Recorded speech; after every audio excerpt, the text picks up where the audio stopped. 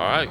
Shalom, shalom, first and foremost. We like to give all the honor, the praise, and glory unto Yahweh, Ba'Shem, Yahushai, Ba'Shem, Kakadash. Double honors to the elders and apostles of Great Millstone who rule well. Peace and salutations to the elect scattered abroad. All right, this is the GMS Plaintables camp located in Delaware. All right. All right, got it. And, we're going to go right into it. All right, preaching the downfall of America, also known as Babylon the Great. So, all right, so you give me Matthew 7 and 13, and then you can follow that up with Revelation 10 and 9.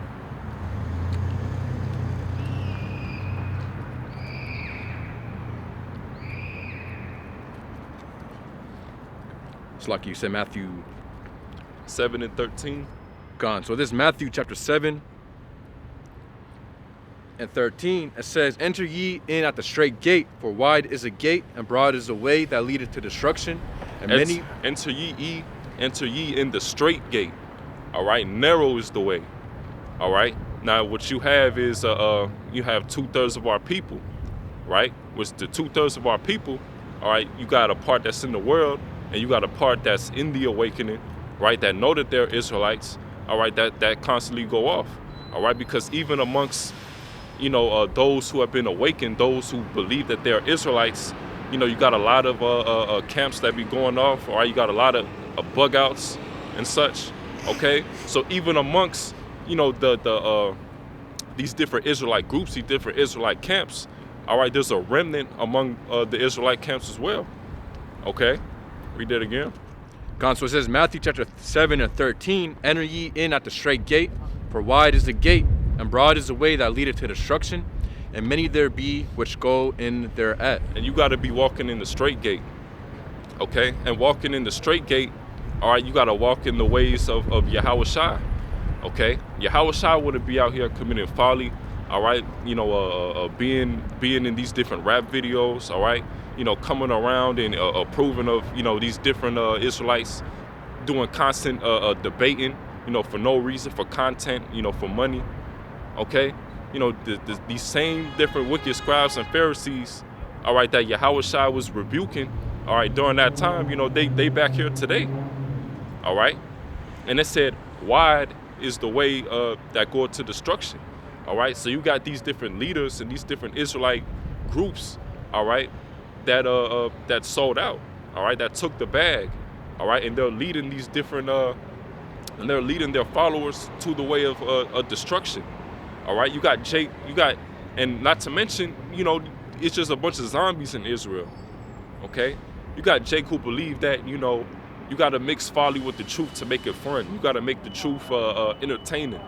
All right, which that brings the wrong crowd. That brings the wrong people. All right, you gotta bring people who's in this thing in truth and sincerity. All right, that have a fear of Yahweh Ba'Shem Yahushai. All right, no games, no gimmicks. All right, you get the truth, 100% raw. Okay, this truth ain't just about the fun and games. All right, this truth ain't all about just we all coming around together and cursing out the black woman and cursing out Jake and cursing out Esau, and no, this truth also comes with a suffering, affliction, sacrifice. Okay. Is there more on that? Gone. So it says, verse 14 of Matthew chapter 7, "Because straight is the gate, and narrow is the way, which leadeth unto life, and few there be that find it." Few there be that find it. All right? That's why us in Great Millstone, we believe we have the 100% truth. All right? And somebody has to have it. All right? Scriptures go into, that we have the unction, all right, that we know all things. All things pertaining to what? Pertaining to salvation, all right? Pertaining to the wisdom, knowledge, and understanding of the scriptures, the breakdowns, okay? How we're supposed to walk, all right? The type of spirit we're supposed to be in. Are we supposed to be humble? All right, we're not supposed to exalt ourselves, okay? We're supposed to call upon the names of Yahweh Ba'Shem Yahushai, all right?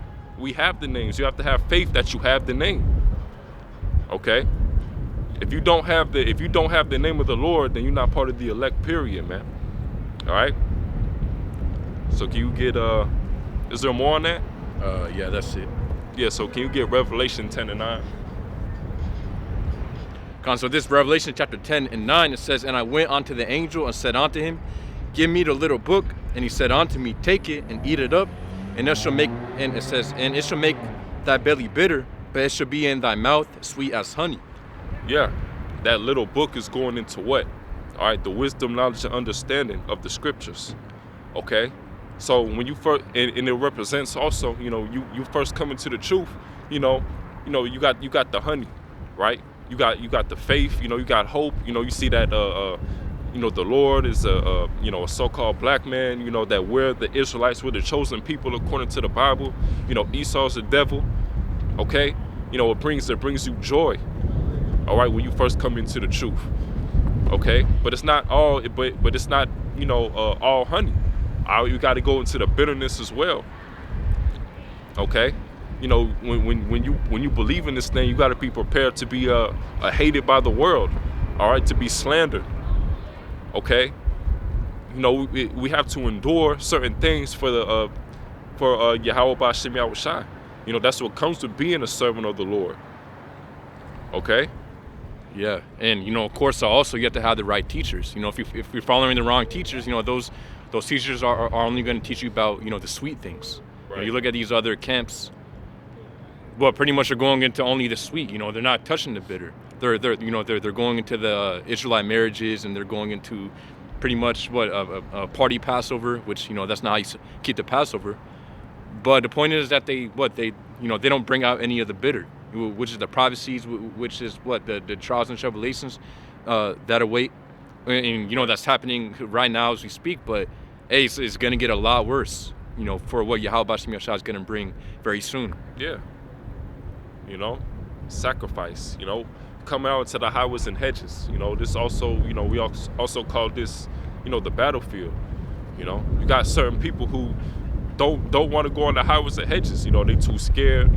They'll go out once and then, every now and then they'll come out. You got certain people who ain't coming to the highways and hedges, for decades, but still, want to have this, this top rank, this top rank in leadership, in Israel, all right, and you're not doing what's commanded of us to do from Yahweh B'Shem Yahushai, all right, you're not doing what's commanded of you to do as a prophet, okay, we're supposed to go out in the highways and hedges, all right, stay diligent, all right, do the lessons, okay, study, all right, actually go into, these different words, go into the etymology of these different words, all right. You got certain Israelite camps who refuse to do that. You got certain Israelite camps who they'll mix the Western morality, with the morality of the scriptures. That's why when they read certain scriptures, they get emotional. They'll change the meaning. Oh, it can't mean this. It actually means this. You got certain people like that. All right. So you got more on that? Console says,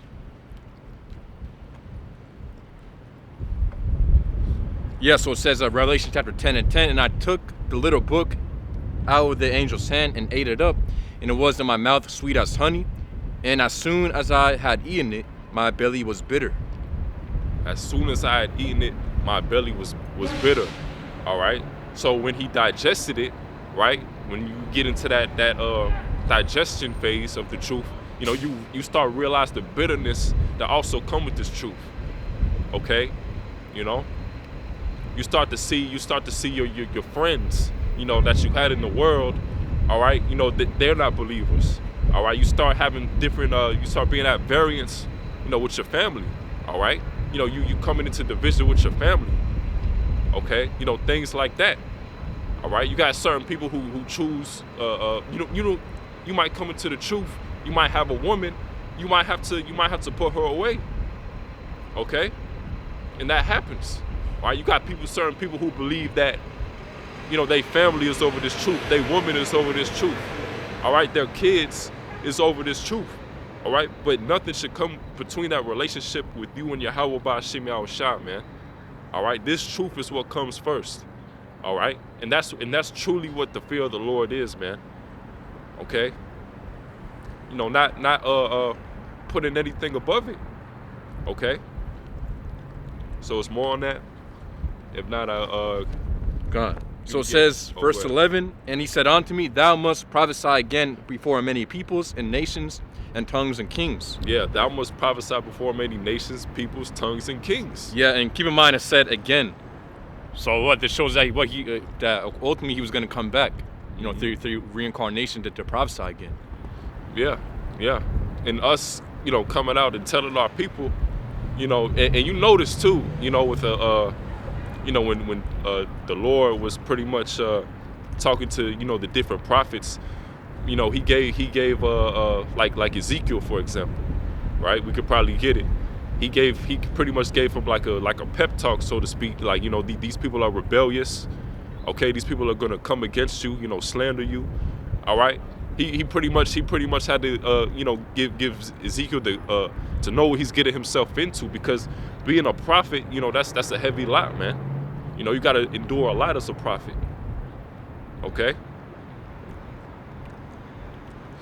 So can you get 1 Peter 4:12? I think that is in yeah, that's it. Ezekiel, the 2nd chapter.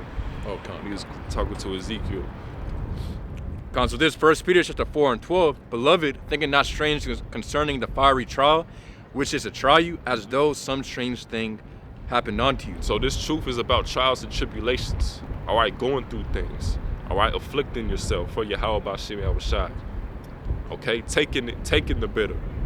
All right, it's gotten so bad that you got certain Israelites who believe they can take romaine lettuce, instead of just going with the bitter herbs, like horseradish.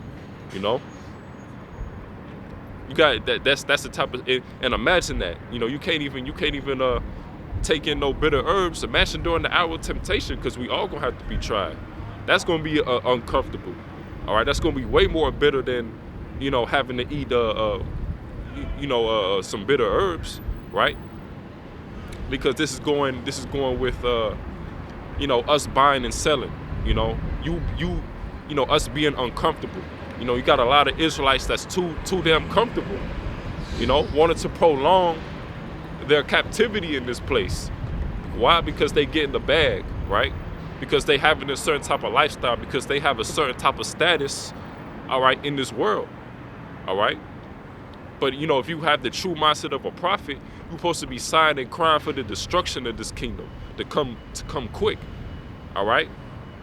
You be lackadaisical. You're not looking at the prophecies. You see, a prophet is going to look at the prophecies, all right? And us constantly looking at the news, constantly looking at filtering it back to the scriptures, all right? We know that we at the end of the end, all right? We know that this place don't have X amount of years left, okay?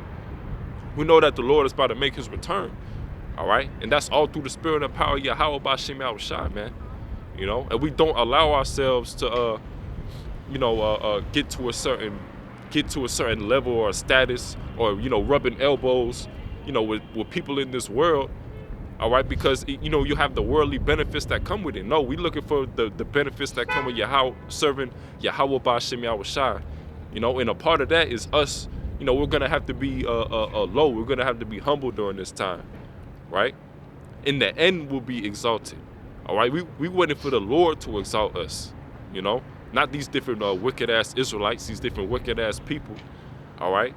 We waiting for, our turn, so to speak. And now is the time to be in the state of mourning. All right? In the spirit of mourning, not the spirit of feasting. Okay? Gone. So real quick,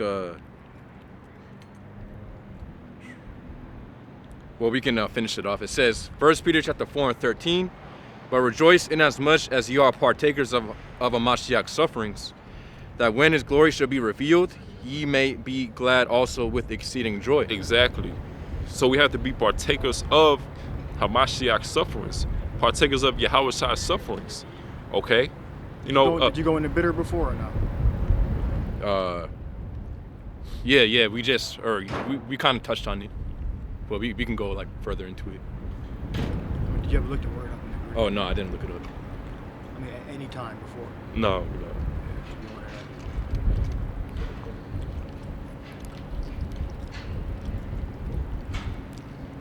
That's where you get America from. Oh yeah, God, yep. So this is Revelation 10. So read it again. It says Revelation chapter 10 and 9. And I went unto the angel and said unto him, it says, give me the little book. And he said unto me, take it and eat it up, and it shall make thy belly bitter, but it shall be in thy mouth sweet as honey. And when you get that word for bitter within the Greek word is piki raino, or peak raino, which means, it says, to embitter, exasperate, render angry. It says indignant, to be embittered, irritated, to visit with bitterness, to grieve. Yeah. That's that, and that's it. You know, we're not content with the state that we're in. All right, we're not content being under this man Esau. All right, we're angry. We're bitter. We're grieving to the fact that we're in this we're in this punishment because we continuously went off. Okay, read those words again. Okay. So it says for bitter. There's a lot. There's more there. The definition, it says, to make bitter, to produce a bitter taste in the stomach. Yeah, to produce a bitter taste in the stomach and in the mouth. When you eat bitter herbs, it's not pleasant, but it can be pleasant, but it makes you make a face, makes your face get twisted up because of how hot it is. That's actually what's bitter, not lettuce. Go ahead, continue to read. It says to embitter, exasperate. It says render angry, indignant. Render angry. Yeah, your eyes start watering. Pores will open up. The temperature will rise inside of your mouth, your throat, and your stomach. Your temperature actually rise, so you get hot, so you get angry, irritated. That's actually what bitter is. Yep.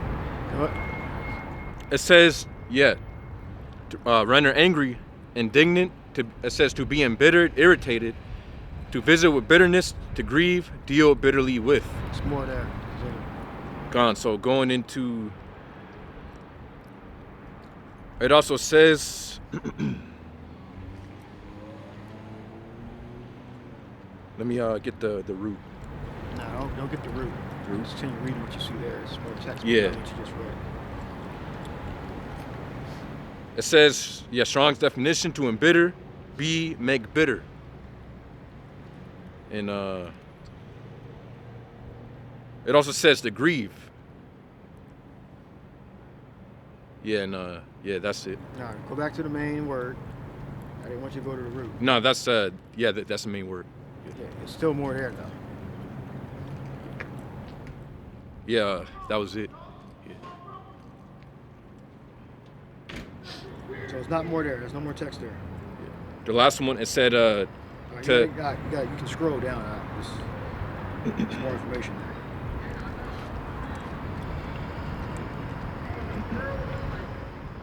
there. It says contextually equivalent to visit with bitterness, to grieve.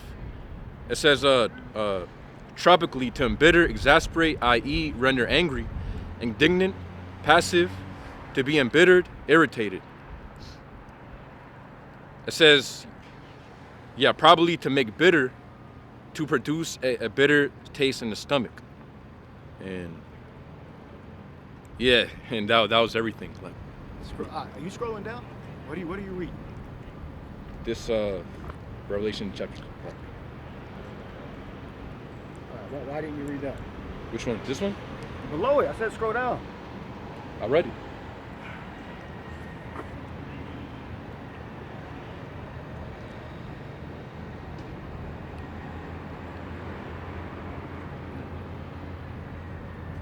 Got it.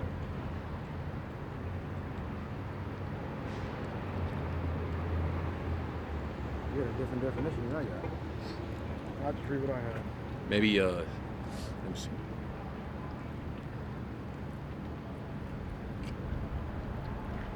Is it?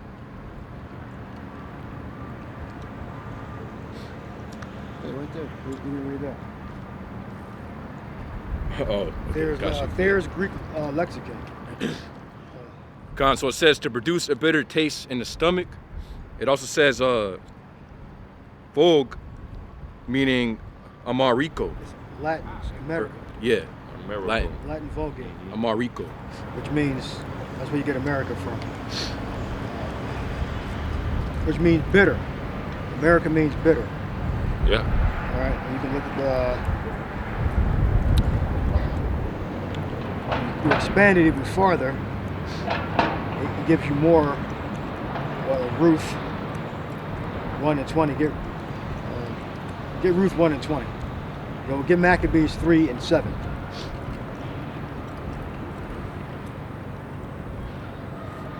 We were talking about first Maccabees. Bitter. That's where you get the word America from. America's bitter. Yeah. Even from the start of America, it was bitterness. Starting with our people, the so-called Native Americans. All right. Those of our people that was also in South America. Hispaniola. All right. Those type of islands. Also, the Northern Kingdom. That was brought over to the Americas. All right, to serve slavery. All right, and built up this kingdom. All right, through chattel slavery, through a hard, rigorous bondage. Which America also represents Egypt. All right, we're in Egypt all over again. Okay. It's many straits, bondage. God, so this is Ruth chapter 1 and 20, and she said unto them, call me not Naomi, call me Mara. It says, for the Almighty hath dealt very, very bitterly with me. Mara, and bitter. They really mean the same thing. God, so the Hebrew word for Mara within the Hebrew, it says Mara'ah or Marat, which means bitterness. It says a name that Naomi called herself due to her calamities. Yeah. I believe there was an area where our ancestors were traveling in the wilderness that may have been called the same thing. And I believe there was an account where the waters were bitter, and the prophet threw some wood into the water, and the waters became sweet or normal. Bitter. Yeah, but bitterness makes you, makes your face make like a fucked up face. Bitter. All right, because it's hot. You're annoyed, agitated. All right, so that's what America did, and is currently doing to his elect. You got to work. You got to pay taxes. You got to worry about things that other groups of people don't have to worry about. You're dealing with law enforcement encounters. Especially if you live in certain neighborhoods, you drive a certain type of car. Sometimes you just get to, like a magnet sometimes for danger, for law enforcement encounters. Or different, debt. You get into different fall into different traps. All right. And ultimately, if you escape, say, a majority of that, we got to pay taxes. All right. There were times when life wasn't so easy. Things gotten a little easier because we got more wisdom now. But ultimately, it's going to reverse back to where it was.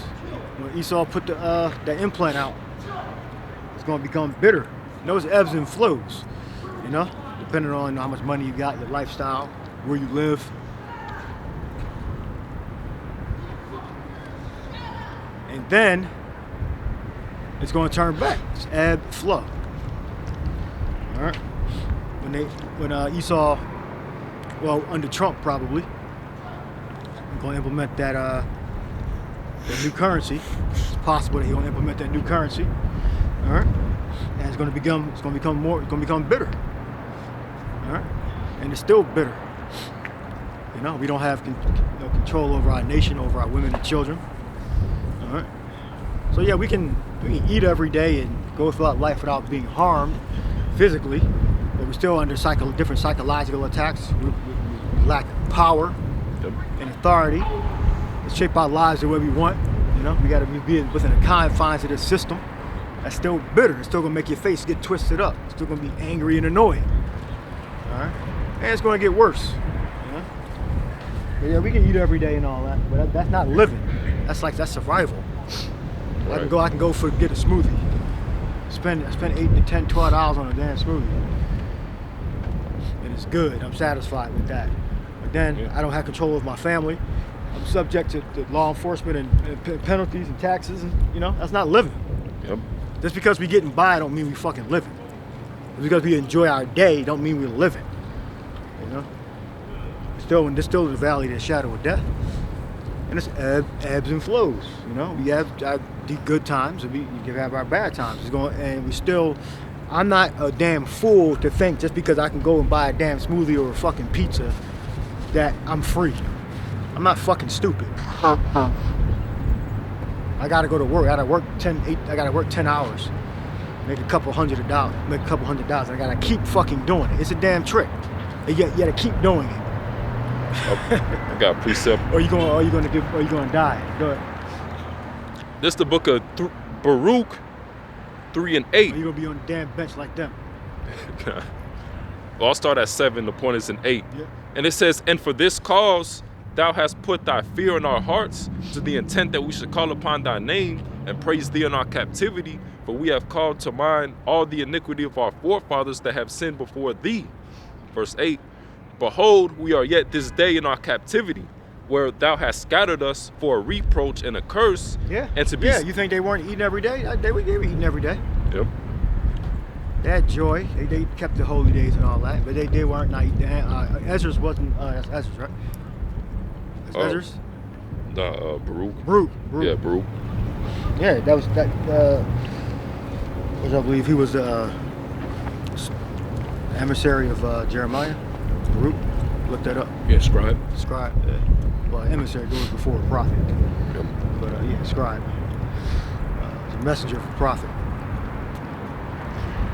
So before the prophet come, he would send one of his disciples out, say kind of like what the apostles, the disciples were.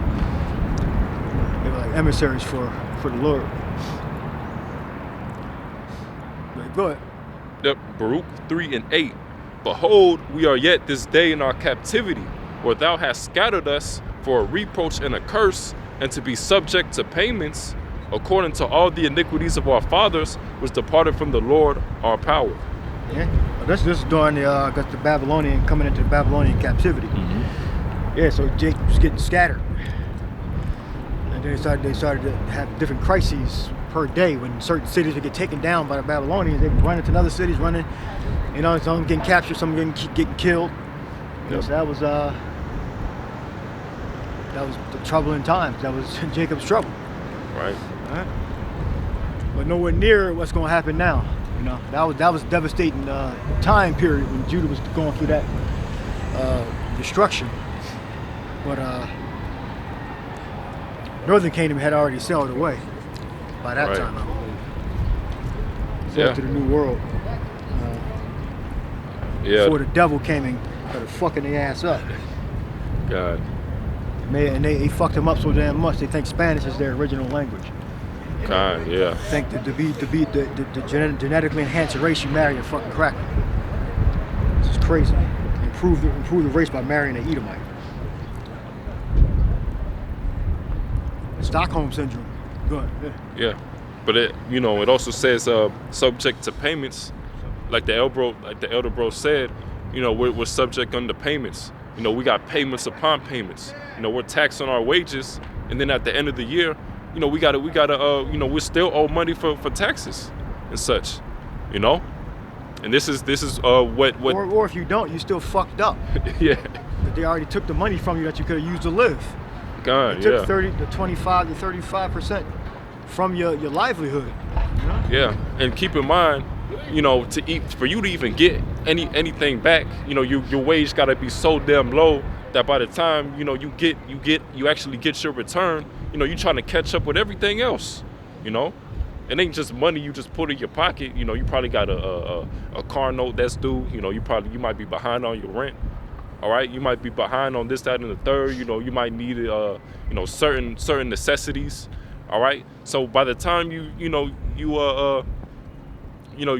get to really look at what you get back, all right, you really don't get anything. Just broke you know? even. Broke even. You just broke even, man.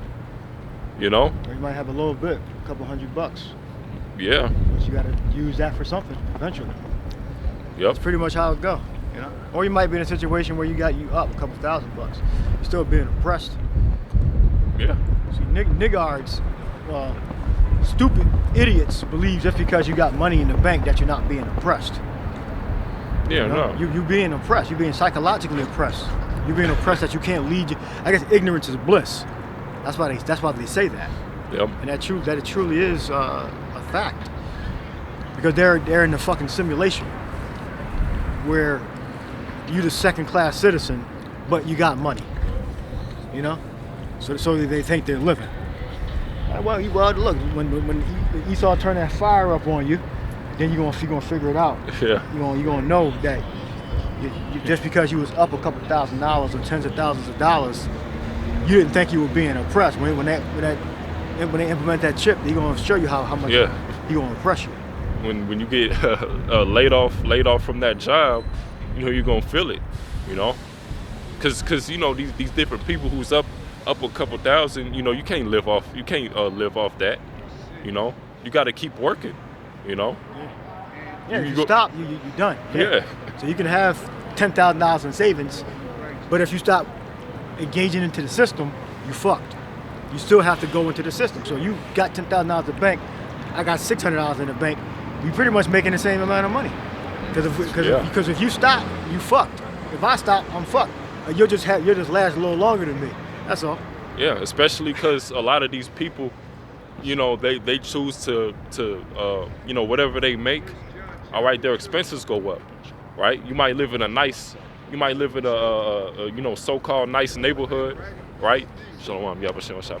You might have some, you know, you might pay an expensive car note on a vehicle, you know, a sports vehicle. You know, you paying a high-ass insurance, okay? You know, you got certain things like that. All right, so you pretty much in the same boat, but you just live in a more luxurious type of lifestyle, okay? You know, you're not truly free unless you're on the elite level. You're on the Elon Musk level. You know, you got billions. You know, you can just at any day you could be in politics whenever you want to. All right, you know, craft certain policies to play in your hand. Okay. You know, even and you got to be an Edomite. All right, because even Jake, that's billionaires. They're still slaves under Esau. All right. Because they can't do what they please. They have to sell out to a degree that, you know, if they talk out of line that with anything, you know, all the riches that they got, you know, it'll go away, or Esau could throw you in jail, or Esau could put you to death. Okay. So to truly be free, you know, you got to be an elite, all right, or you got to be a multi-billionaire, all right, Edomite. Okay. Got something? Yeah, so it says Revelation chapter 13 and 16, and he causes all, both small and great, rich and poor, free and bond, to receive a mark in their right hand or in their foreheads. Yeah, and that's the point. And what it says causes all, meaning he's going to mandate it upon everybody. Yep. So yeah, you know, Esau being able to, of course, mandate, you know, implant upon you, you know, and you pretty much not being able to, of course, you know, to go through the system without it, you know, that goes to show you that you're oppressed. Yep. It says, yeah, to receive a mark in the right hand or in their foreheads, and that no man might buy or sell except he that had a mark or the name of the beast or the number of his name. Yeah, so it's gonna come to a point where you won't be able to buy or sell unless you have this chip. And of course, you know, the elect ultimately what? Of course, Yahweh Shem Yahshua is gonna put the spirit upon them so that they resist it, according to Revelation chapter 3 and 10. But hey, you know, for the rest of the people, you know, who've been trying to pretty much, you know, serve mammon and pretty much do what they want to do, you know, it's gonna hit them the hardest. Right. Because they're at least prepared too. Yep. they're at least prepared for the forthcoming dangers. That's why we constantly are staying up on our watch.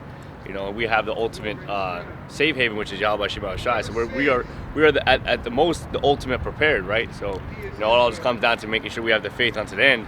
Because without that, it really does. Basically, as of nothing. You know what I mean? So let's you keep it everything you have unto the end. Yeah, because these people have a attachment to what they have, right?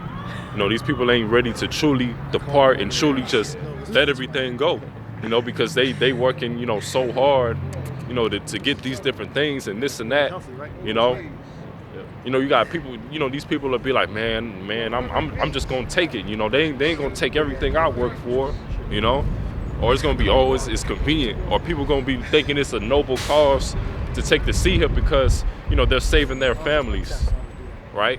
Because their family is able to eat. The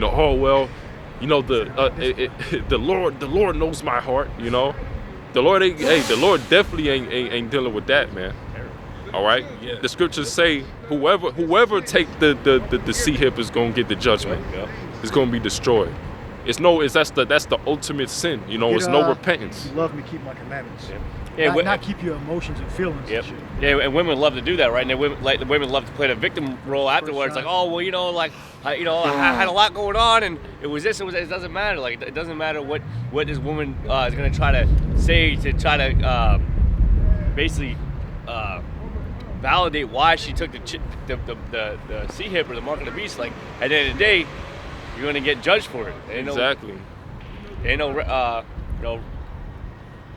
no way of getting out of it, basically. Yeah, and that's what women like to do. They'll try to play on your emotions.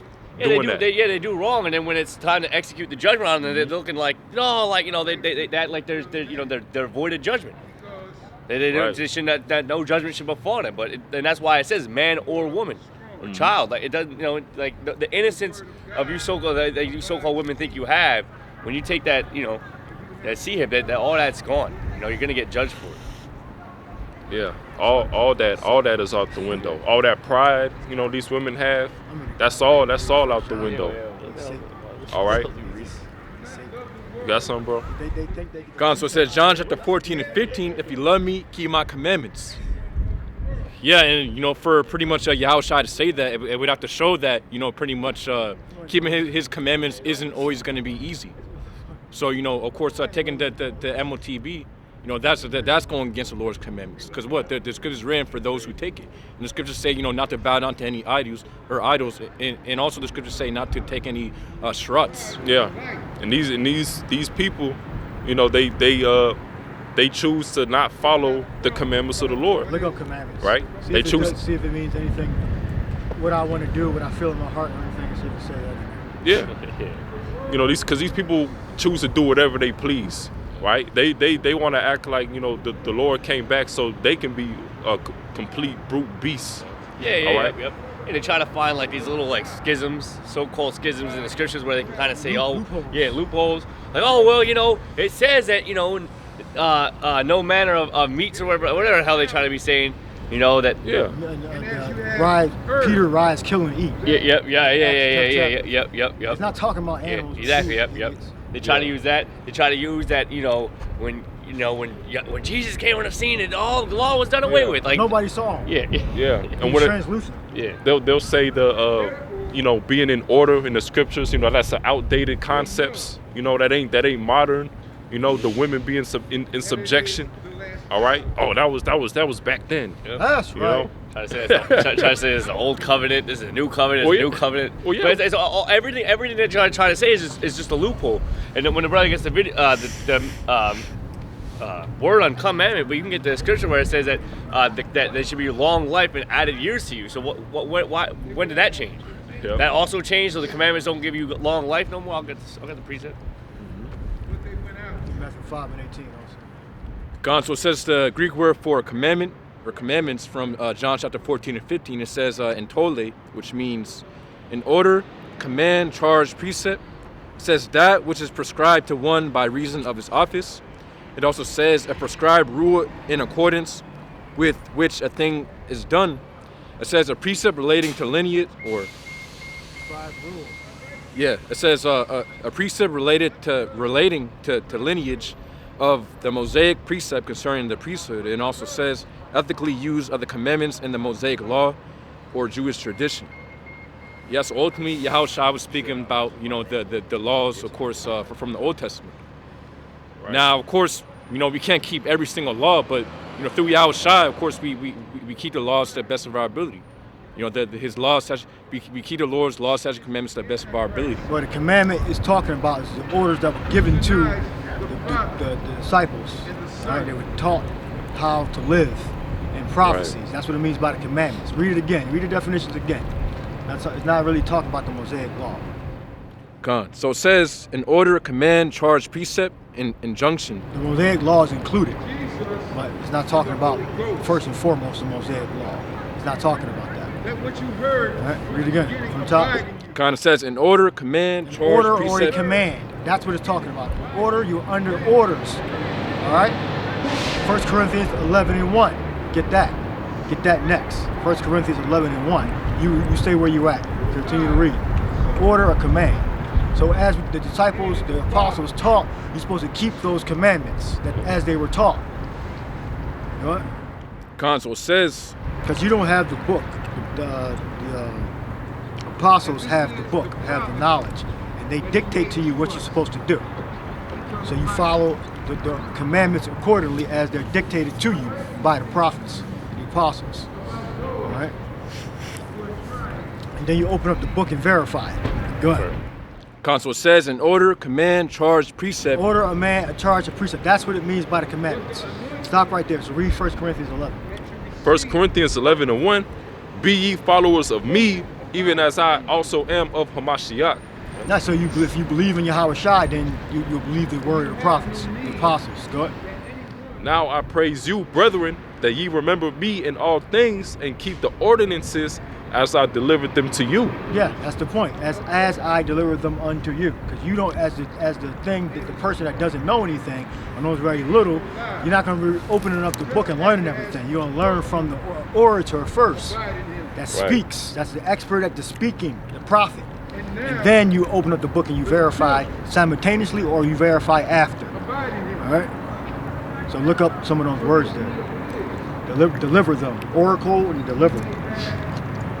That's pertinent information.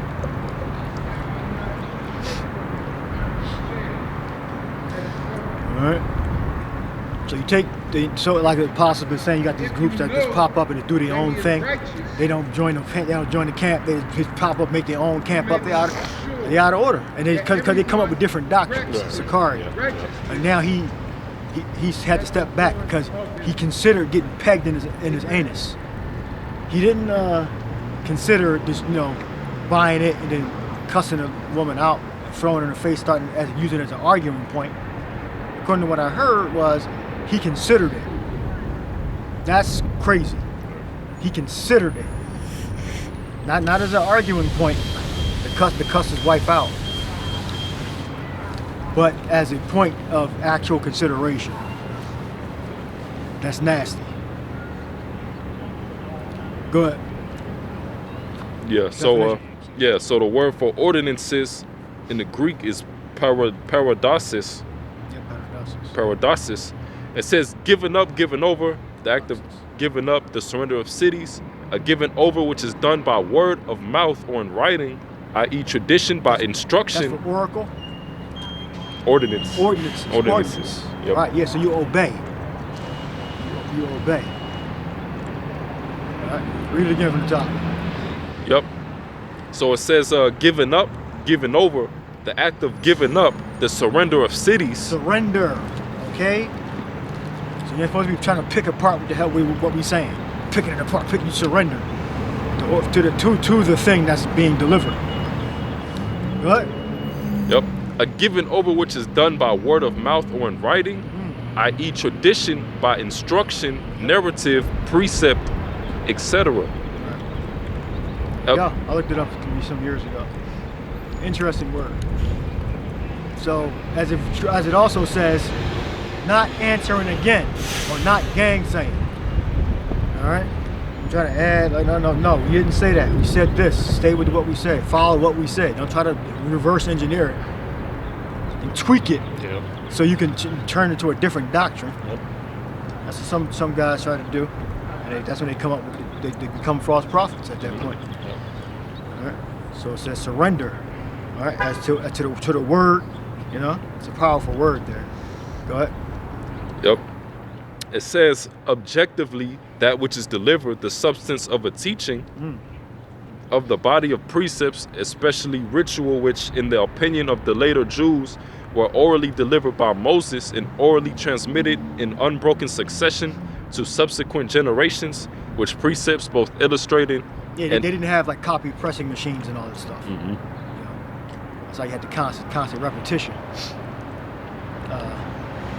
But you could get something copied out. But it wasn't like, it's normal now, but back then it wasn't normal to have like copies and, you know, every Israelite had tons of scrolls in their house, you know. That was like a task, you know, at cost. So you had to go to, you know, to your religious leader or the head of your family, or go to the Levite, you know, and get education. All right? Which was in the law, in the sacrifice. Go ahead. Yep. Of the body of precepts, especially ritual, which in the opinion of the later Jews were orally delivered by Moses and orally transmitted in unbroken succession to subsequent generations, which precepts both illustrated and expanded the written law as they did were to be obeyed with equal reverence. Yeah, so when, you know, copies of things started to become more popular, that's when people started having like bookcases in their house normally. But it wasn't normal for every normal person to have a bookcase with dozens of books in their house. You know, before the printing press, and you know, it became cheaper to manufacture paper material. And then we got digital. Now everybody has a library. So back then, thousands of years ago, that wasn't normal for a normal person to have like a library in their house, or a mini library, as you know, the brothers confirming that right there through that definition. All right, the other word. Yep. All right, so that was oracle and deliver. Yep. Delivered. In that case. Paradidami. Get him on camera. He read the scriptures. Literally the only person salmon that I eat. You might be joining Sakari. You might be crazy, I don't know. Yeah. Trying to get attention. Yep. Paradidami. Yep. It says to give into the hands of another, to give into one's power or use, to deliver to one something to keep, use, take care of, manage. To gospel. Yep. Delivering the gospel to you so you can manage it and make it grow. To deliver up one to custody, to be judged, condemned, punished, scourged, tormented, put to death. To deliver up treacherously. So you can deliver it to the custody of someone and do anything you want with it. It could be to put to death, it could be to improve the situation, it could be to make more money off of it, to expand the thing delivered. Yep. To deliver up treacherously by betrayal, to cause one to be taken, to deliver one to be taught, molded, to commit, to commend, to deliver verbally, commands, rights, to deliver by narrating, to report, to permit, allow, when the fruit will allow, that is. So it's given different contexts of how you deliver things. It says when the fruit will allow, that is when its ripeness permits, gives itself up, presents itself. And delivered. I'll read the scripture again. Yep. This is 1 Corinthians 11:1. Be ye followers of me, even as I also am of Hamashiach. Now I praise you, brethren, that ye remember me in all things, and keep the ordinances as I delivered them to you. You want to read it next couple. Read next couple. Yep. Verse 3, but I would have you know that the head of every man is Hamashiach, and the head of the woman is the man, and the head of Hamashiach is Yahweh. That's the order. That's not something that we made up. We don't make words up. The words they precede us. All right. So That's the order. So if you don't get an order, if you don't step up and as a man and learn the scriptures, learn how to properly run your household, you're gonna be destroyed. Right? If you can't manage your own household, you're not fit. A vessel fit for the master's use. Right? So you gotta get your shit together so you can actually lead. And the scriptures also talk about if you have needs to be a teacher, one teach you again. Yes, you gotta have a mentor. And the thing really is what that means is like you gotta like really like really go underneath somebody. You can't just see everyone just thinks that they can just do this. And they get that pride, that sense of pride lifted up in them, and like the brothers going into like that's why you have a lot of breakoffs. I call them like the hybrid doctrines, right, where they hear all this, all these different doctrines going out, and then they pick and choose what they want, and then choose what they deem to be the best to bring in the most amount of people, because for a lot of these guys it's a popularity thing. You know what I mean? It's just about getting money and being popular. Yep.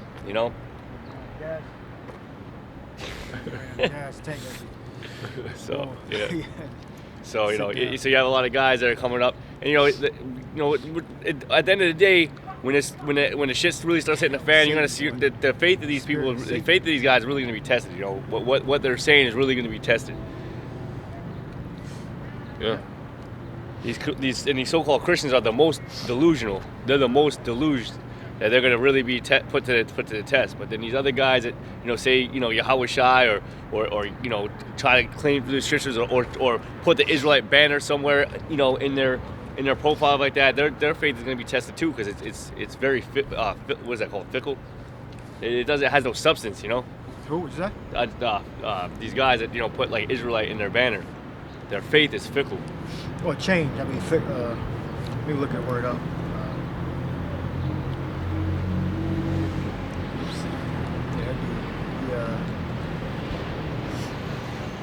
He going through some things. Fickle means to changing frequently, especially as regarding one's loyalties, interests, or affection. So because a woman is like that. Yeah, a woman is fickle. Yep. But the thing is, they don't really stand on what they believe on, and that's why when the ultimate test comes, which is that micro C hip, when that ultimate test comes, you're gonna see how much they don't really believe in what they believe in. If the doctrine gonna hold up. Yeah. Is their doctrine going to hold up? Yeah. Because a lot of these guys don't even believe in that, so what their faith in what they believe in, what's that going to stand up against? Remember the dirty boy we had at part of the camp, Makwa? Yeah. I mean, folks say him like that. He's a what? Mouthwash. Makwa. I forgot what his name means. Yeah, he was like a dirty ball, and he was a scriptural retard, and he was challenging elders, getting on rebuking, and so much that he was so much of a fool. The reason why we met the DC brothers to begin with was because he said, some of the brothers in Philly think Apostle Tahar is Peter or something like that. We got together. Like, he already like left the camp. He wasn't even part of the camp. And he don't speak, he's like a peripheral. He has no rank. Right. He don't speak for the camp. He made that statement, and then one of the brothers from New York, rebuked all of us for that statement, but he wasn't even a part of our camp. It wasn't like anything harsh or anything like that. Rebuke don't mean you're cussing somebody out necessarily, but that's how we ended up meeting the DC brothers. They'll link up spiritually with the brothers in DC, and this is years ago, and it's the first time we met the DC brothers, I believe, if I'm not mistaken, and we went down to DC. Subordinates, and we're not responsible for what other people say. They're not a part of our camp. Yep. He kicked himself out the camp. He was a dirty boy that didn't want to follow instructions. He couldn't even break down Genesis 25 and 25. We can break it down right now. We can break it down real quick. Read Genesis. Give me Genesis 25. He couldn't even break this scripture down. If you can't break this scripture down, you can't. He wanted to start his own camp. That's what he wanted to do, right? That's what he wanted to do? Start his own camp? Whatever? Yeah. So he wanted to start his own camp. So we gave him a short test that he thought was a trick question. Yeah. We said, break down Genesis 25. I guess you thought it was a trick breakdown. Just break down Genesis 25. Then we'll know whether you are fit to start your own camp. Because these rebellious guys, they want to run their fucking mouth. They want to be in front. Like, dude, you're the last guy. You're the guy in the back. You just joined the camp. You don't know shit. So I'm gonna break down Genesis 25, 25. Yeah. That's when he made the statement, the infamous statement. What are we doing the rest of the days of the week? Oh, when I ain't supposed to be holding in the back, holding a sign or something like that. Yeah. He did some shit like that. Like, really?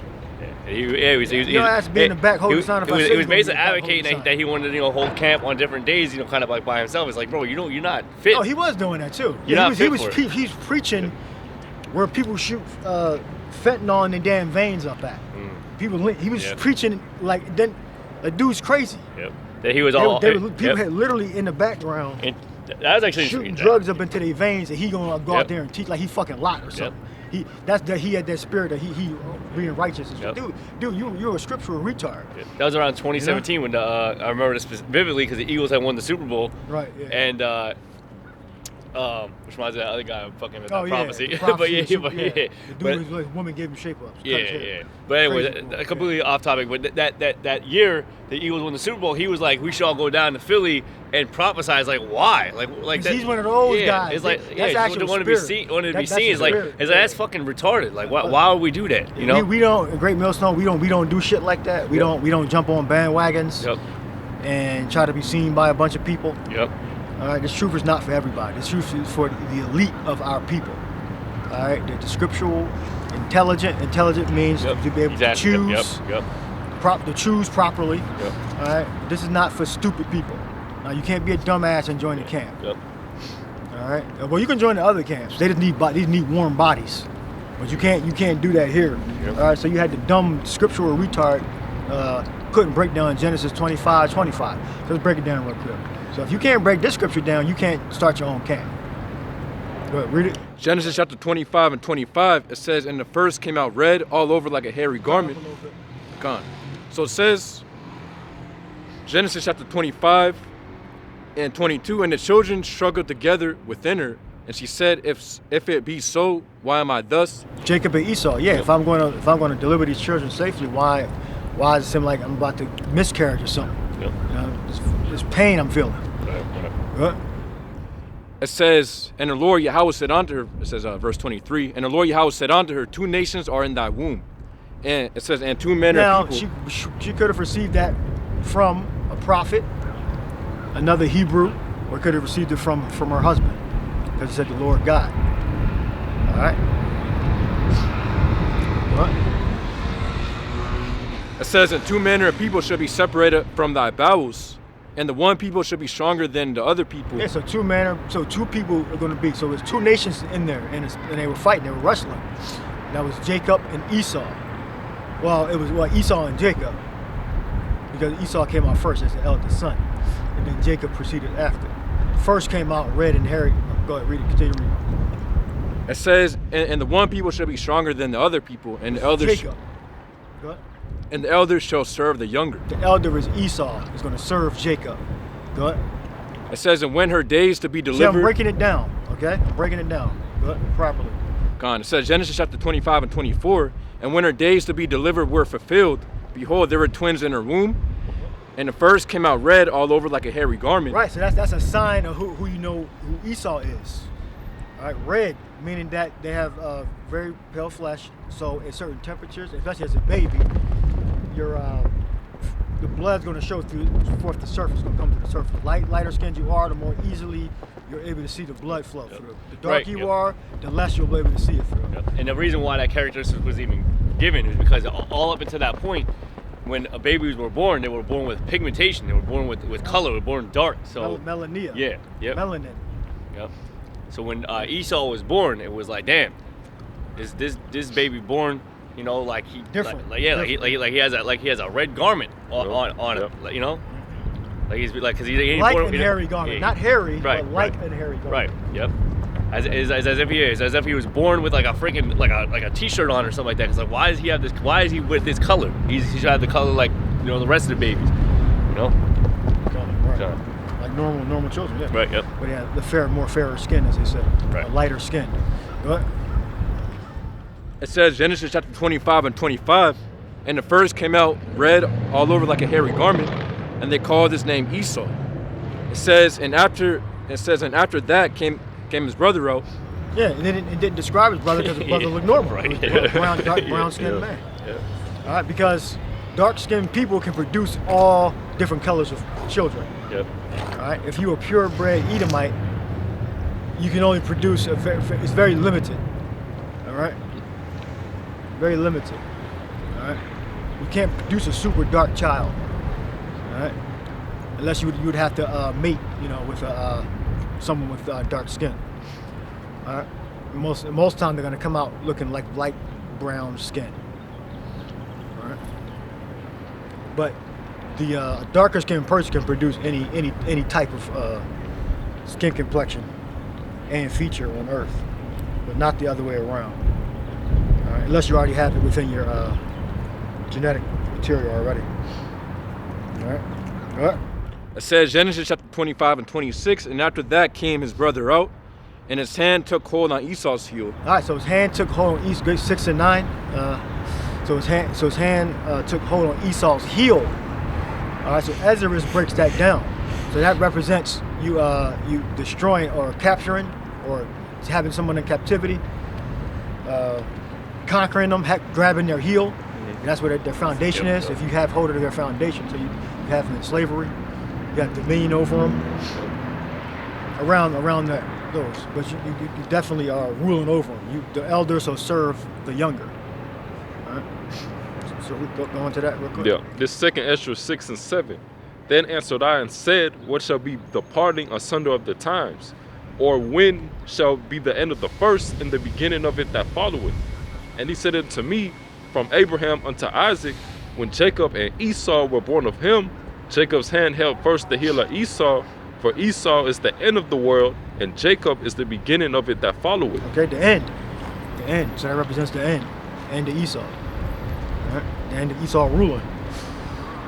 All right. So that was Ezra's, right? Yeah. Yep. And back then, Esau wasn't even in power yet. That was during the time of the Persians? Persian captivity. Esau was just forming. I believe he probably may have been in Macedonia already at that time, building up his kingdom there, spreading this demonic energy throughout the earth, throughout that region.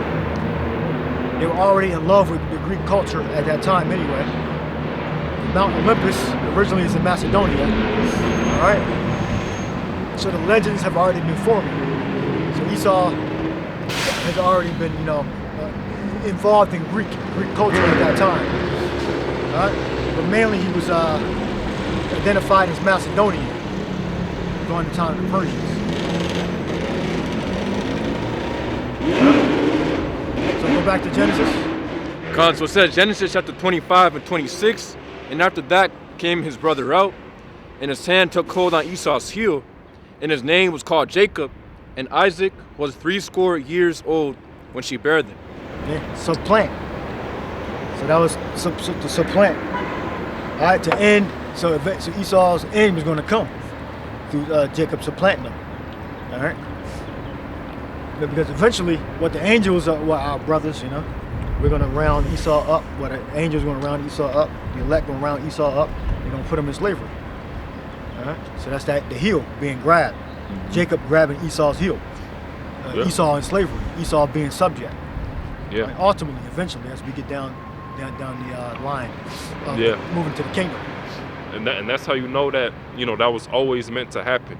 It just wasn't like just something that just happened to happen. No, that's spiritual.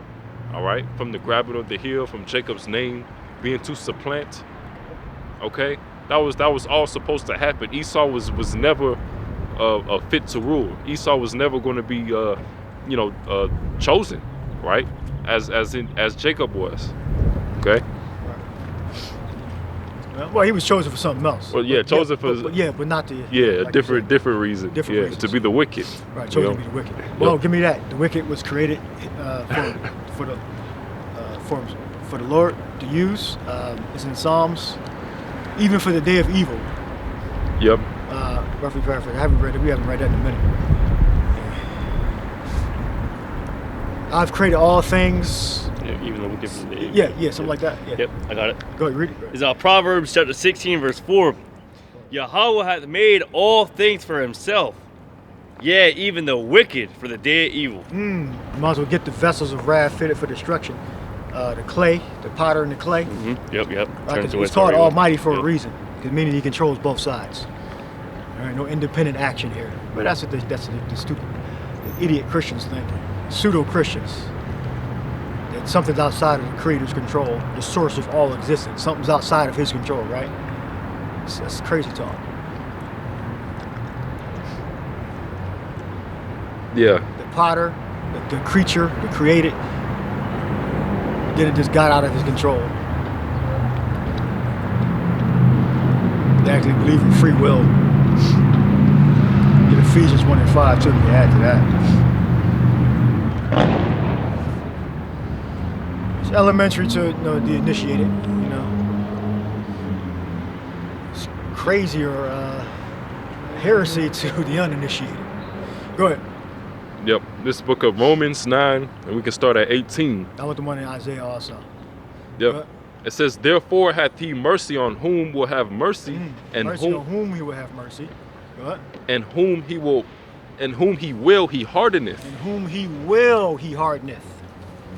No, you're hardened because you want to. No, whom He will He hardeneth. Read it again. Yep. Good point. Verse 18, therefore hath he mercy on whom he will have mercy, and whom he will he hardeneth. Right. Yep. Okay. All right. Actually, let me read 17 because that's a good point too. Okay. So Romans 9 and 17, right? It says, for the scripture saith unto Pharaoh, even for this same purpose I have was I. about to mention that. Yeah. For the scripture saith unto Pharaoh, even for this same purpose have I raised thee up, that Raised thee up. So what? He controlled the Egyptians. All right. Gave him that wealth. Gave him that wisdom, knowledge, and understanding. The witchcraft. All right. That they had. Good. that I might show my power in thee, and that my name might be declared throughout all the earth. He built them up so he could destroy the ass. That's the same thing gonna do with America. All right? Yep. Bitter, Babylon, Amerigo. We went back to the word America. It means to bitter. Comes from what the Latin or Italian, Vulgate, vulgar Latin, Amerigo, which means bitter. America is Babylon, which means confusion. All right. Yeah, because to have a woman as a police officer is confusion. To have a woman enlisted in infantry, confusion. To have people believe whatever you believe inside your heart is true. It's confusion. You can change your genetic, your genitalia. Cut your like a brother in the camp. His sister, he said she just chopped the stuff off. My sister just turned into a lesbian. My mother said, "Don't bring a white girl home." Right, black woman. But then my sister brings a white woman home. Ain't that irony for your ass? You better not bring a white woman home. Then my sister brings a white woman home. I'm like, nothing is being said here. I remember when I was a young man, I was like 16.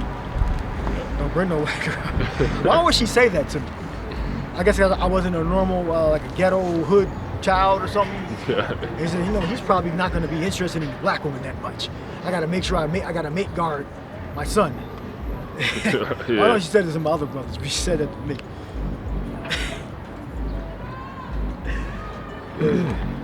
Interesting. But then my sister brings a white woman home. And lesbian relationships are very highly toxic and violent. Needless to say, they're not together right now. Lesbian relationships are the most violent relationships you'll ever hear about. Because they expect the man to take care of everything. So now there's this infinite power battle over who's going to be the man, who's going to be the woman. And I didn't hear any contests, any complaints. It was a funeral after thing I showed up to, and there were a lot of people there, and then my sister was there with the woman. Yeah. Nothing's being said about bringing the white woman home. Maybe my mother evolved. I don't know. Yeah. But that's sodomy, and that's gonna be punished by nuclear fire eventually. Yeah, and not to know, because I want to bring a point too, because I just seen it was an article, right, and it was a woman. She was involved in a lesbian relationship, and you know how in the lesbian relationship, the masculine one would be known as the dyke. The dyke. So it was something that happened in Chicago, and I guess the dyke, just like blew her head off or something. Like he went and shot her. She probably got another woman killed or her. another man or some shit. But and that goes to show, because even though you want to be this masculine, you want to act like you a nigga, so to speak, you still got the emotions of a woman, right? Right. They want to be taken care of. They want to take. Yeah. What's the old thing? Okay, you expect a man to pay the bill, right? But when y'all all go out together, all y'all paying separate bills. The women, they're all paying separate bills. But when we there, we gotta take care of everything. Yeah. Now I don't mind taking care of everything if you don't work. But if Yeah. you work, I ain't taking care of anything. That's my rule. All right, if you work, I'm not 100% on the finance side. All right. But if you don't work, I take care of 100% of everything. Verse. But if you do work, you're gonna be contributing to the pot. Good. Verse 18. Therefore hath he mercy on whom he will have mercy, and whom he will he hardeneth. Whom he will, he hardeneth. All right. So the heart is controlled. The mind is controlled by the powers on high. Yeah. Spirits, different spirits, they come down and they move your mind to wherever they want, and that's under orders of Yahweh Shai. Yeah. And the scriptures also go into the spirit of vengeance, right? So those are spirits that the Lord controls, to do judgment, okay, on different people. All right. So verse 19, thou wilt say then unto me, why doth he yet find fault? For who hath resisted his will? No one. That's a rhetorical question. For who hath resisted his will? No one. No one has resisted Yahweh Shai's will. It's impossible. Verse 20, nay, but O man, how art thou that repliest against Yahweh? Shall the thing formed say to him that formed it, why hast thou made me thus? Right. Why am I an Edomite? The creature can't boast against the creator. The creature is means creation, something that's created. The creature. Right? We're the creatures. We're the pot. We're the pottery. We're the pottery that's being molded by the potter. Yeah. And that's why you have a lot of unbelievers as well, because they'll question why the Lord does certain things, right? Well, that's not for your understanding. Okay. Oh, well, why would the Lord do this? I just don't get it. Or he should have done this or done that. You're speaking as a person that's created. Why would the Lord create the wicked? Or why would the Lord create the Edomites? Or why would that's a rebellious spirit. Okay. But if you truly had the wisdom, knowledge, you would get this. You would get what this actually means. Okay. We got the deep demon, the logic demon. Yeah, deep space nine. Yeah. Verse. Why would he create a plastic cup in a reciprocating engine? You're saying that after the fact because you're a thing created. Right. Now his thoughts are not our thoughts. His building is concrete. It's normal to us, but if we were totally ignorant, this would be amazing to us. But since we already hear is a normacy bias. Men are biased because they're already used to seeing it already. But if they were if we were to take this technology and bring it back 15,000 years ago, this would be like spiritual power. Yep. Like an electric pump getting water out of a well. You've been doing something for like 300 years, and then someone comes with an electric pump to pump water out of a well. And you break it down, show them the different parts. That would be earth-shattering. But we ain't got to manufacture this, replicate this, so you can get water from wells a lot easier. Yeah, but it's pride. And who gave you that pride? The Lord gave you that pride. All right, you harden your heart.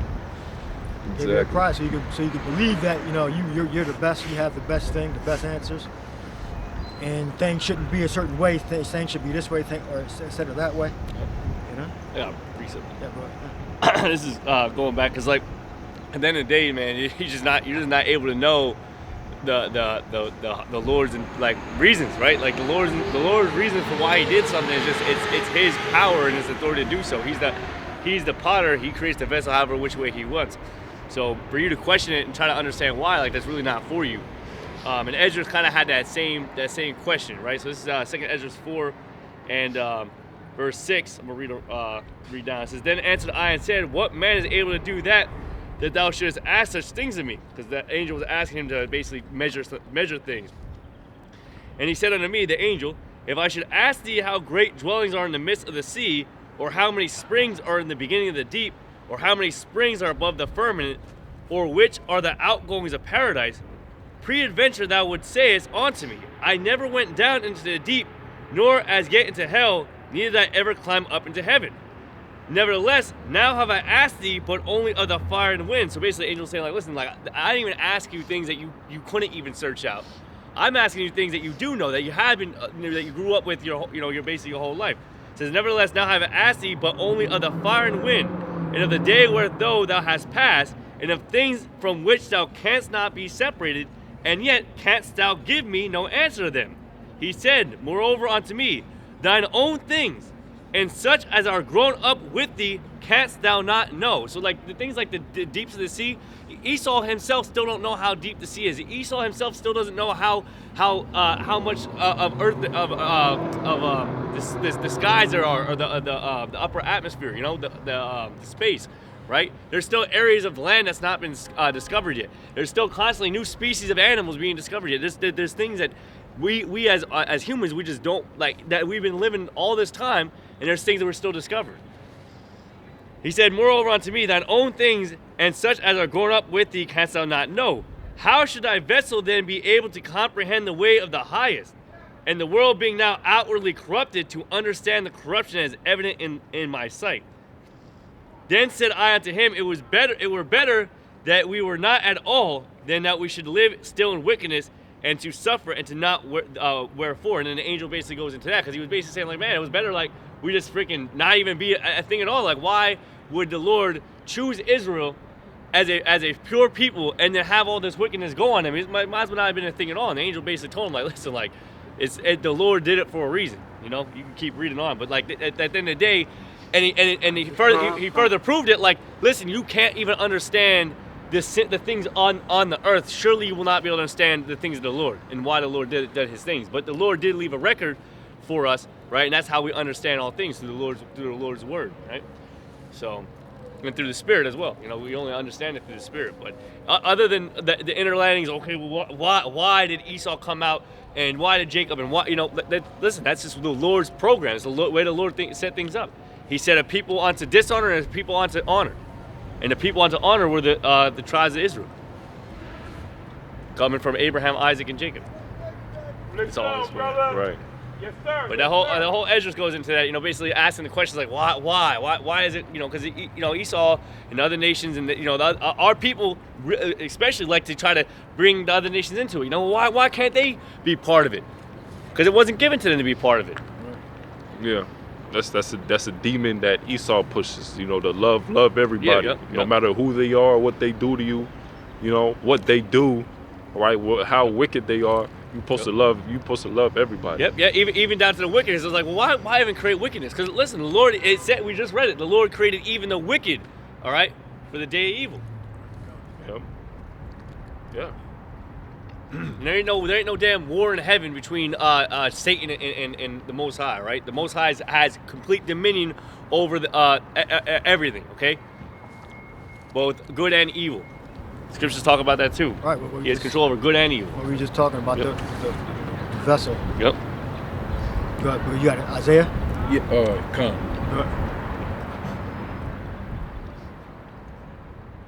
Come. So this Isaiah chapter for the clay, right? Yeah. So this is Isaiah chapter 20 or 45 and 9, or we can do a 29. It says, Isaiah chapter 29 and 16. Surely your turning of things upside down shall be esteemed as a potter's clay. For the work, it says, for shall the work say of him that made it, he made me not? Or shall the thing framed say of him that framed it, it says he had no understanding? Yeah, you can't rebuke your creator. All right, the creator created you. Yep. So everything you do is animated Yep. by him. Even your rebuke. Yep. I mean, you can't truly rebuke your creator. You can say words or whatever, you know. But you have no authority to change anything. All right? You're doing exactly what the Lord wanted you to do. Yep. Doing exactly what it is. I want you to do. That's what Stone Cold said. Know your role and shut your mouth. Yeah, yeah. Rocks used to say that.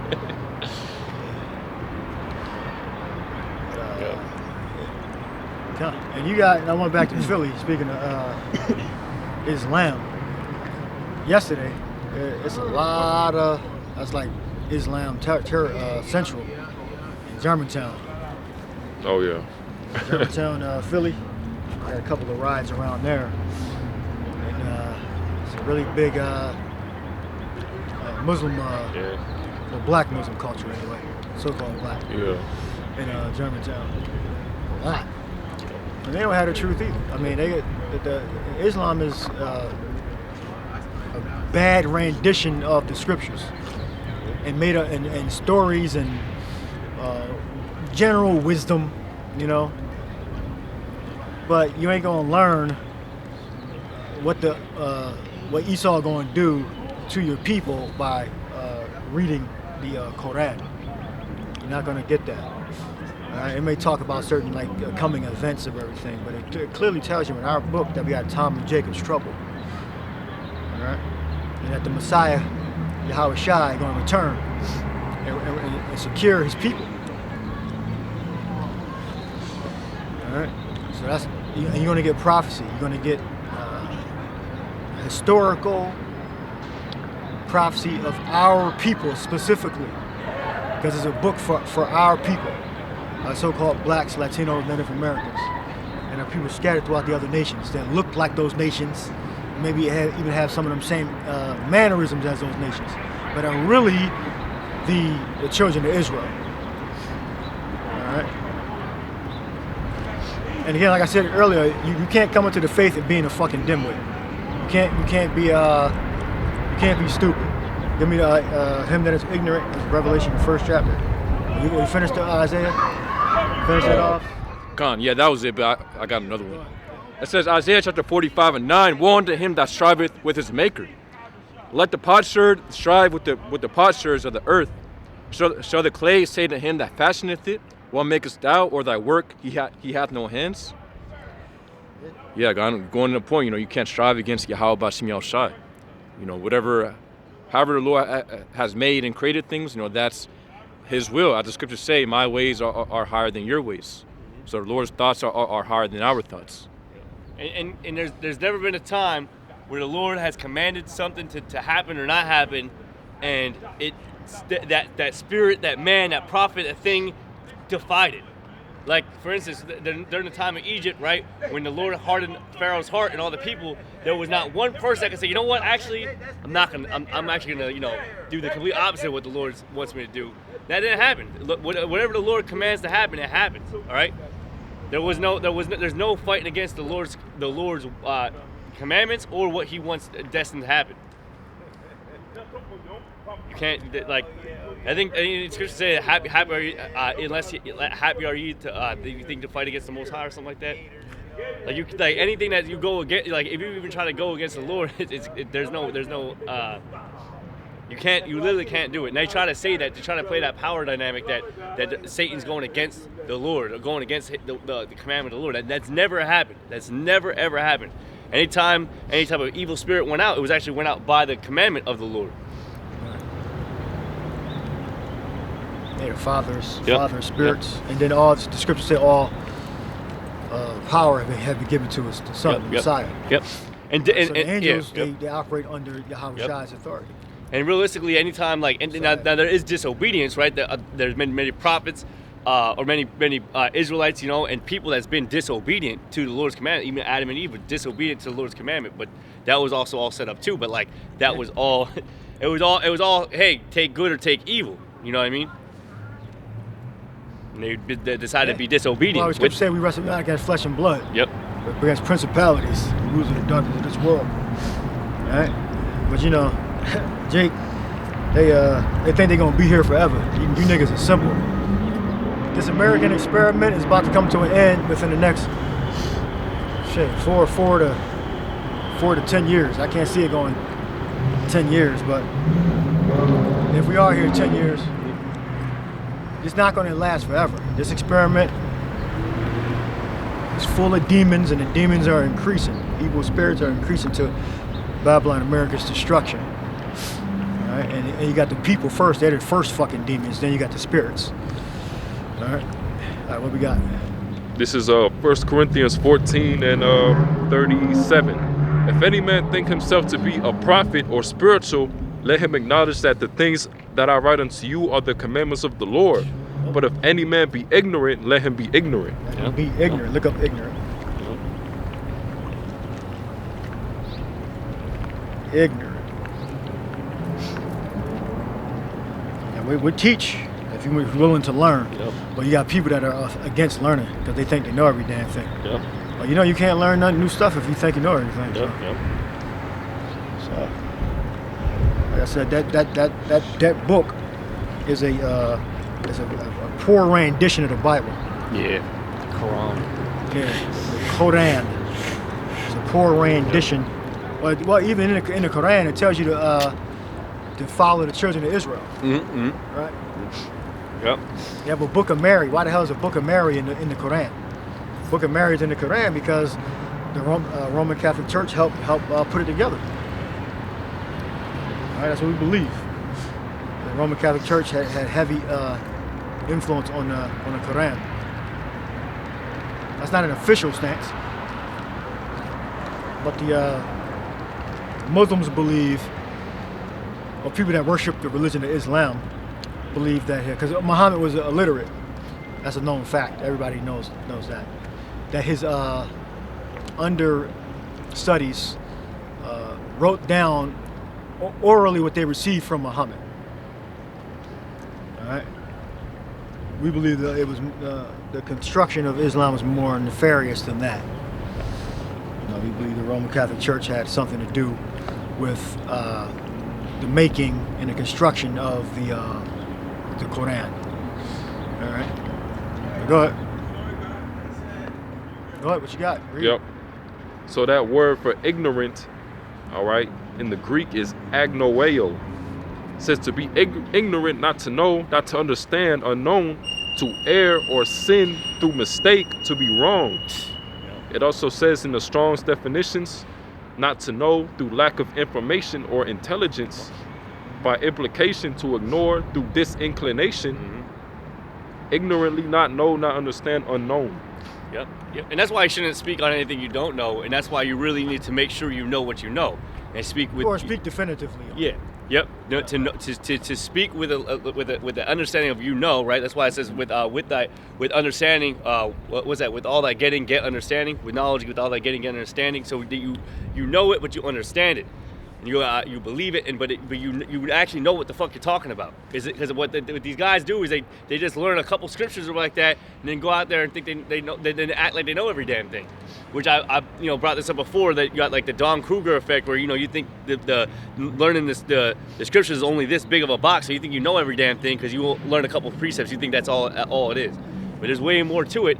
So then you come out here and make a damn fool out of yourself. Yep. Because and then you're gonna play I didn't know that. I didn't know that was in there. Like the guy that freaking, when we started questioning about Genesis 25 and 20, he thought I knew every damn thing. He had enough to go out there. He couldn't even break down a simple precept that's actually very important to the whole doctrine. Yeah, if you can't break down Genesis 25, you might get suspended. Put out the camp. Yeah. Yep. For a minute. So that whole thing about Jacob and Esau is very central core information. Yep. And you got to know, the ins and outs of that. Yeah, we got out here, calling the so-called white man the Edomite and calling ourselves Jacob. The least you could do is know where that comes from. Know the foundation of where that belief comes from in the scriptures, right? How do we know that through the scriptures? All right, Genesis 25 is very telling, of how we know that. You know, you got to be able to break it down properly. All right. Got a preset? Well, It says, Sirach chapter 15 and 15, be not ignorant of anything in a great matter or a small. What was that word for? That you were looking for? You're not ignorant of Oh, anything, great matter or small. So you're supposed to be well searched. it was Well ignorant. searched. Oh, ignorant. All right, Yeah. which we're referring to the Oh, I thought scriptures. That's a That fucking is crazy ass loud. horn for that van.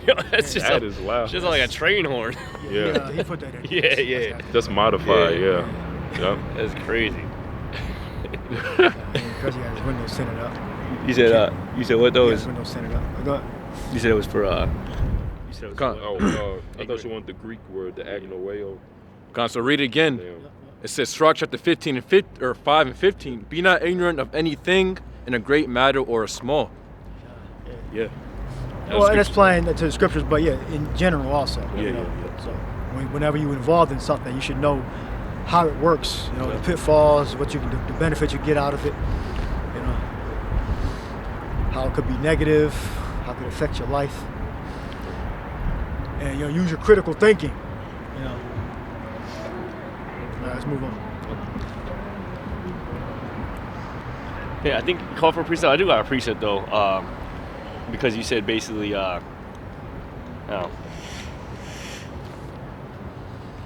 I can get it. I forget what you said, but it made me think of this. This is Titus 3 and 9. I said get ignorant. I wanted that in Revelation. Oh, yeah, yeah. Revelation, I actually wanted that. Book of Revelation. He's ignorant, let him remain ignorant. That's exactly what I wanted. Yeah. The other one was good too. Yeah, that's kind of what it goes down to, right? So if the man's going to be ignorant and basically basically leave him alone, and that's kind of where Titus 3 and 10 comes in. I'm going to start at verse 9. There you go. It's Titus 3 and 9 says, but avoid foolish questions and genealogies and contentions and strivings about the law, for they are unprofitable and vain. A man that is an heretic after the first and second admonition reject. Yeah, that's why the dudes get kicked out the camp, so they end up leaving because they keep getting rebuked so much. Oh shit, they think I'm stupid. I gotta run. Well, if you just follow instructions instead of trying to be the head, you know, then you would have, you know, we wouldn't looked at you a certain way. All right. Well, really, we just think that you just rebellious and unruly, but you know, if you're rebellious and unruly, you just need to just be quiet. Let's take instruction.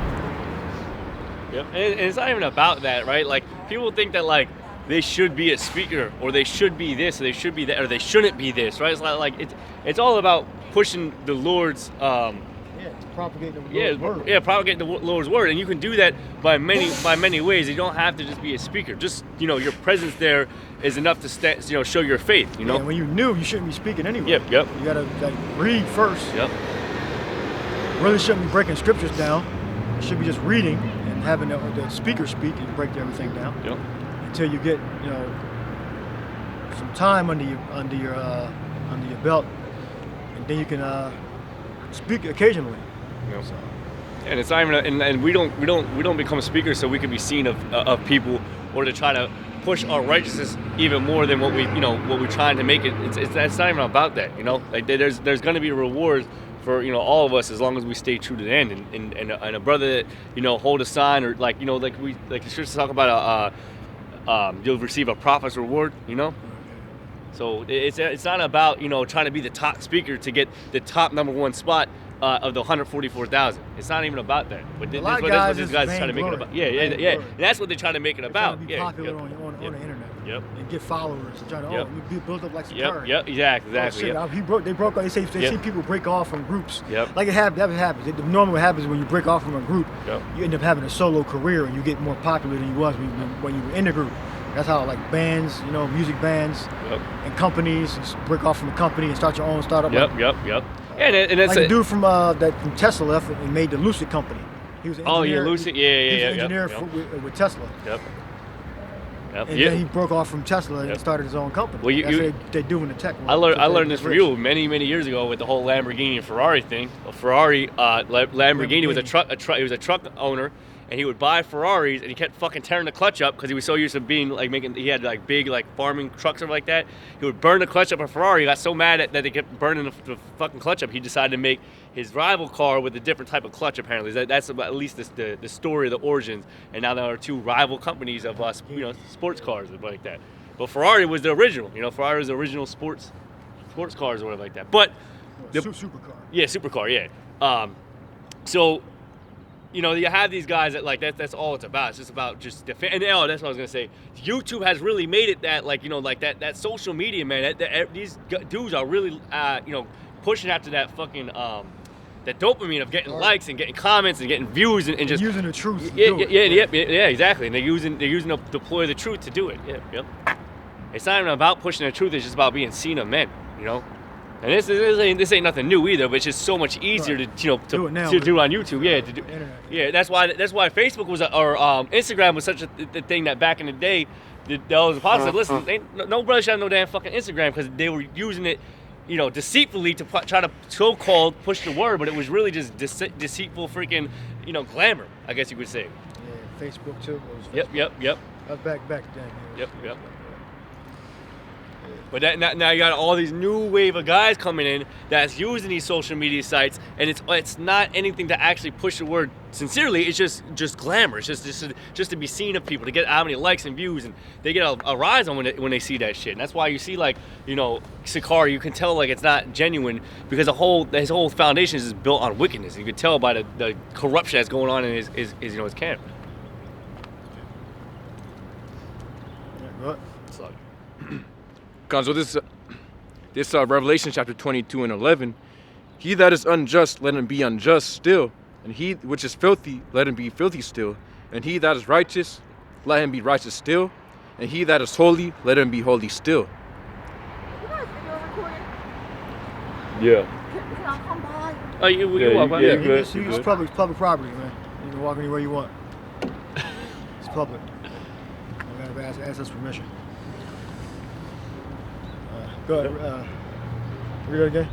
So it says, Revelation chapter 22 and 11, he that is unjust, let him be unjust still, and he which is filthy, let him be filthy still, and he that is righteous, let him be righteous still, and he that is holy, let him be holy still. Look up unjust. I mean, not righteous or not godly or something like that. Unjust. So it says unjust, Greek word is adikeo, which means, it says absolutely to act unjustly or wickedly, to sin, to be a criminal, to have violated the laws in some way. Damn. To do wrong, to do hurt, to do some wrong or sin in some respect. Yep. To do wrong, it says to wrong someone, act wickedly towards him. Yep. To hurt, damage, harm. There you go. That's crazy, man. It kind of goes back to touching what we were saying earlier, like with the the commandments isn't just the 10 commandments. Being unjust and being wickedly is doing anything that the Lord had commanded you not to do, and you go and do it. You go and do the opposite of what the Lord commanded you to do or not to do. Basically, that's being unjust. Israel is just nothing but unjust.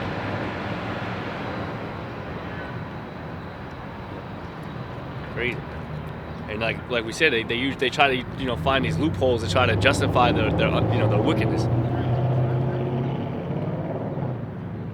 Yeah, that's why it says, he that is unjust, let him be unjust, because we can't change them. Exactly. Ultimately, Yahweh Shem Yahshua, set them up that way so they can be judged, and ultimately Yahweh Shem Yahshua is gonna put out the judgment. The warning that's gone out, as the scriptures say, or slack it. Pretty much, he who forbeareth, let him forbear, and he who listens, let him listen. Basically, Yep.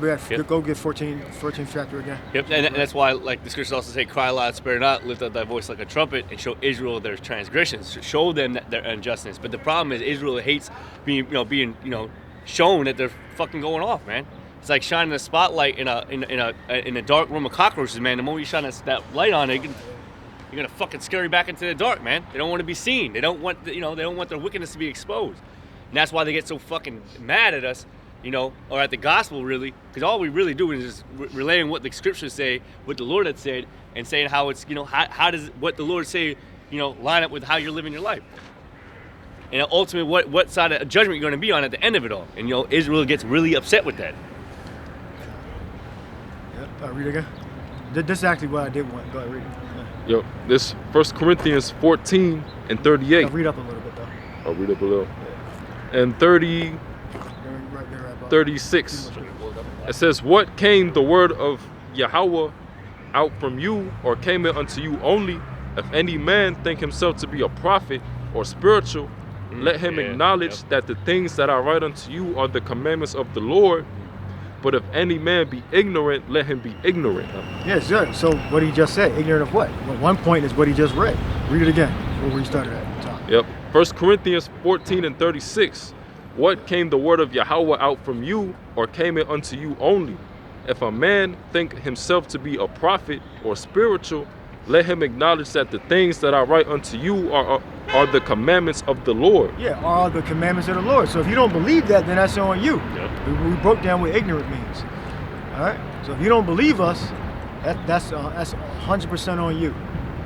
All right. Yahweh Bashim Yahshai gave us his word. All right, and we're here. And we're the householders, the housekeepers of his ministry. All right, just like Moses was, and the disciples, and the Levites, the apostles. We're in their stead. All right, so our job is to maintain his ministry until we're rescued from Babylon, America, or wherever we're scattered throughout the earth. All right. So if you're ignorant of that, that's on you. We're letting you stay that way. We teach it. If you don't receive it, it says the heretic after the first and second admonition reject. So you're not even worthy anymore. So now you got to go to the buyers and buy. Go to the sellers and buy. So that means you got to listen, and hopefully you'll get it. If you don't, then you're going to be destroyed. All right, continue. Yep. 1 Corinthians 14 and 38. Yep. "But if any man be ignorant, let him be ignorant. Wherefore, brethren, covet to prophesy." Covet prophecy. So you're supposed to take the prophecy. All right. But to have a strong desire for that prophecy, for prophecy. Right. Nah, Let him man. change, no. Sorry, bro. Change for what, Fa? Yep. Twice, man. 4 or 5? No, we don't have. We don't got it. What? 1 Corinthians 14 and 39. "Wherefore, brethren, covet to prophesy, and forbid not to speak with tongues. Let all things be done decently and in order." Let all things be done decently and in order. All right, meaning be arranged. Fulfilling your talent, whatever you're good at. Do stick to what you're good at, and improve in other areas that you're not so good at. But every brother has their ability, so to speak. All right, and we're gonna get ready to wrap up.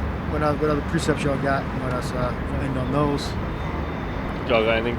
I got one. I got one. Kind of wrap it up here. Is 2 Corinthians 5, verse 9. Where did 5 and 18 come up, Matthew? Oh, no. Read that real quick too. Is 2 Corinthians 5 and 9. It says, "Wherefore we labor that whether present or absent we may be accepted of him. For we must all appear before the judgment seat of Hamashiach, that everyone may receive the things done in his body according to that he had done, whether it be good or bad." So, Yeah, our body. Yeah, self-explanatory. Go ahead. Next Yep. precept. Matthew 5 and 18. "For verily I say unto you, till heaven and earth pass, one jot or one tittle shall in no wise pass from the law till all be fulfilled." Okay. Yeah, so the law has not changed. Only how we are able to keep the law that has changed. I mean, we keep the Lord's commandments through grace, through the Lord having mercy on us. We're made perfect in that sense, because it's impossible to actually keep the full law. So we achieve perfection by grace and by which is obedience in our works as prophets and teachers. yep. Actually, since I forgot that we wanted to bring that out, I actually wanted to bring this precept out earlier. This is Proverbs 3 and 3. It says, "My son, forget not my law, but let thine heart keep my commandments. For length of days and long life and peace shall they add to thee."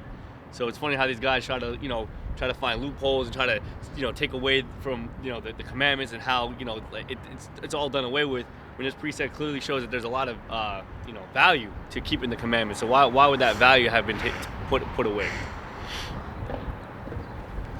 You would think that you want the length of days and long life, you know.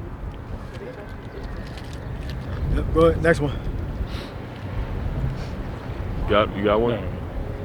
That's all I got. Do you have another one? Yeah. Well, I'll read verse 19. Whosoever therefore shall break one of these least commandments and Back shall in Matthew 5. Yep. Yep, Matthew 5 and 19. So whosoever therefore shall break one of these least commandments and shall teach men, so he shall be called least in the kingdom of heaven. But whosoever shall do and teach them, the same shall be called great in the kingdom of heaven. And it also proves that all Israel is going to be saved. So, Yep. yeah. Go. There you go. So, Here we go. I got one more. So 1 John 5 and 3. Let me get in the blue letter so it doesn't look the word grievous. This is 1 John 5 and 3. It says, "For this is the love of the Most High, that we keep His commandments, and His commandments are not grievous." commandments are not grievous, yeah, because you got to be taught by the prophets how to basically how to govern your life. So you'll have it'll be tough, but as you learn more, it'll get easier. Still gonna make mistakes, but it'll get easier as you get more experience. Yeah. And when you look at the word grievous, it says heavy in weight, metaphorically burdensome, severe, stern, violent, cruel, and unsparing. And that's all I can think about is when these guys try to find loopholes and why they shouldn't have to eat pork, or why they shouldn't have to do this, or why they should be able to do that. They're just trying to. It's just grievous. Keeping the commandments is grievous to them. It's hard. It's a burden. Like, oh man, I can't go out on this is Sabbath. I can't go out like that. I can't. You know what I mean? So it's grievous to them. And that's why they try to find loopholes to better fit what they want to do in their lifestyles. So it's all just their way of being unjust and being wicked. All right, what is it there? Yep. That was it? Do you have something else? All right, wrap up. That was it. All right, hope y'all edify. See y'all next week. Shalom. Shalom. Shalom.